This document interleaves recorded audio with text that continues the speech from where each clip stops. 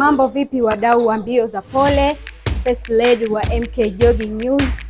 Bwana, niko hapa mbele yenu kwa ajili ya kutambulisha kipindi chetu kipya kabisa hapa MK Jogging News kitakachopatikana katika kwenye platform zetu, channel ya Instagram, Facebook pamoja na YouTube. Kitale.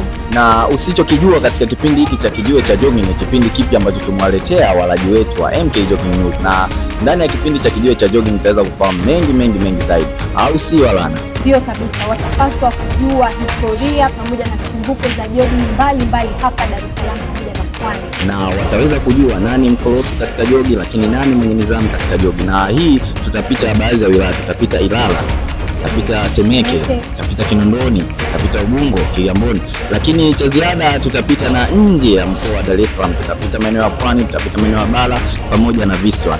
Sasa hii Kijiwe cha Jogging sio ya kukosa alama.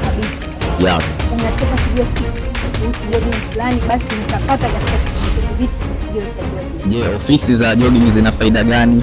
Utapata kujua katika Kijiwe cha Jogging. Je, jogging zilianzia wapi? Utapata kujua katika Kijiwe cha Jogging. Na kwa nini wadada wanasumbua katika jogging?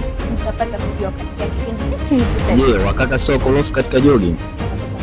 Basi hiyo ni Kijiwe cha Jogging. Kaa kwa kutulia, MK Jogging News tunakuletea Kijiwe cha Jogging ndani hapa MK Jogging News.